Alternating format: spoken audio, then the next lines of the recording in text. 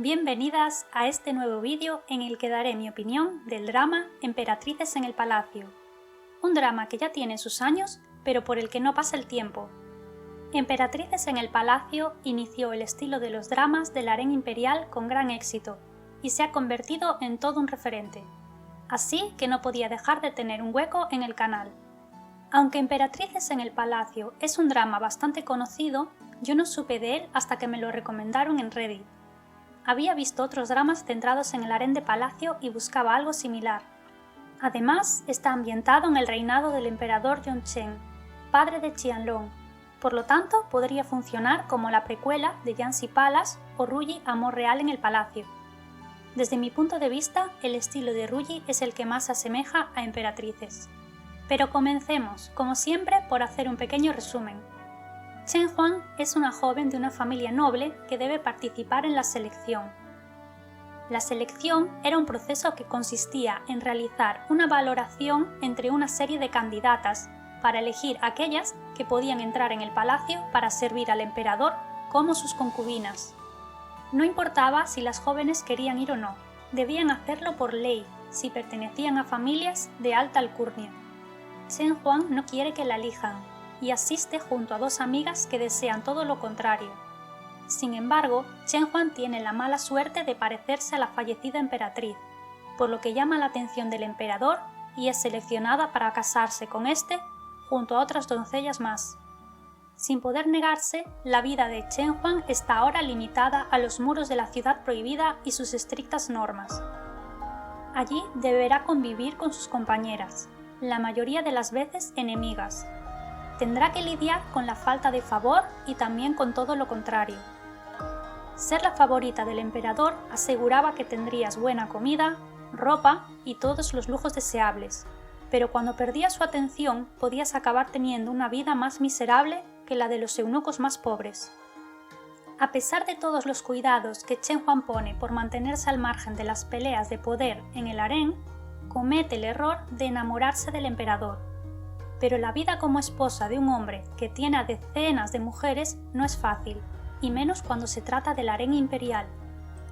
Emperatrices en el Palacio está dentro de mi top de mejores dramas chinos. Realmente todas las recomendaciones están justificadas. El drama tiene un buen guión, localizaciones preciosas, buenos actores y un vestuario cuidado. La historia está bien ejecutada y los personajes evolucionan a lo largo del tiempo. Es una historia larga, pero merece la pena. Es uno de esos dramas que te transporta por completo a otra época. Los gestos, la etiqueta, el vocabulario, todos esos detalles están muy cuidados y hacen que se vea muy realista. Pero hay que tener cuidado con una cosa. Emperatrices en el Palacio no es exacto a nivel histórico. Se toman muchas licencias que pueden pasar inadvertidas si no sabemos de historia de China. Por ejemplo, los zapatos, vestidos y peinados que los personajes llevan en la serie están basados en las fotografías que se conservan de la dinastía Qin. Y podríamos pensar que entonces más exactos no pueden ser, ¿verdad? La cuestión es que esa era la moda de la dinastía Qin en el siglo XX y el drama está ambientado en el siglo XVIII, por lo que no parece muy probable que la moda sea la misma. En cuanto a los hechos históricos, también es diferente. Por supuesto, es comprensible que añadan cosas para hacerlo más interesante. Por ejemplo, hay romances que en la vida real probablemente nunca sucedieron. Lo que no entiendo es por qué cambiaron el hecho de que en la vida real Chen Huang era la madre biológica del futuro emperador Qianlong. En la serie, Chen Huang pasa a ser la madre adoptiva de Qianlong, y además se presenta a este como un hijo poco querido del emperador. En realidad, Qianlong era el nieto preferido del gran emperador Kangxi, y se especula que fue una de las razones por las que le dejó el trono a su hijo Yongchen, porque en realidad quería que después pasase a su nieto. Estos cambios me parecen un poco innecesarios. La trama podría haberse resuelto prácticamente de la misma manera, y de ese modo sería más cercano a la realidad. Los dramas históricos o de época están bien para despertar el interés por la historia, pero la gran mayoría no son rigurosos históricamente, no debemos olvidarlo. Esto no es exclusivo de los dramas chinos, ocurre con la inmensa producción cinematográfica de corte histórico. Esta es una serie perfecta para quien busque un drama de palacio, de intrigas entre concubinas que luchan las unas con las otras. Pero es un drama largo, de los que se hacían antes. Sé que ahora mismo muchas personas prefieren los dramas más cortos, pero creo que es un drama que no decae, sino más bien todo lo contrario. Va teniendo tramas más interesantes a medida que avanza. Los más de 70 episodios merecen la pena si buscamos un arco de personajes de calidad. En cuanto al romance, no voy a negar que está alejado de lo idílico. El emperador es mucho mayor que todas las protagonistas y su carácter no es el de un galán. Pero, si sois de las que buscáis romance, quisiera avisar de que hay otra trama romántica que sí es interesante, así que todavía vale la pena para las más románticas. Como ya he mencionado el emperador, quisiera pasar a hablar ahora de los personajes. Hay muchos que son importantes y no puedo mencionarlos a todos. Por una parte está Chen Huang como protagonista, una chica lista, justa y bien intencionada, pero que tendrá que cambiar para sobrevivir en el palacio. Es un personaje con el que es fácil empatizar, y después de todo lo que vive, se aprecia con satisfacción que cambien algunos aspectos, que sea más dura y fría. Es la resolución lógica después de todo lo que le toca vivir. Me ha gustado que no se quede en lo mismo, que haya cambios en relación a lo vivido, y que incluso aprenda de sus enemigas algunos trucos para ser la más fuerte del harén. Después de todo, el mensaje que se extrae del drama es cómo el harén consigue deshumanizar a las mujeres.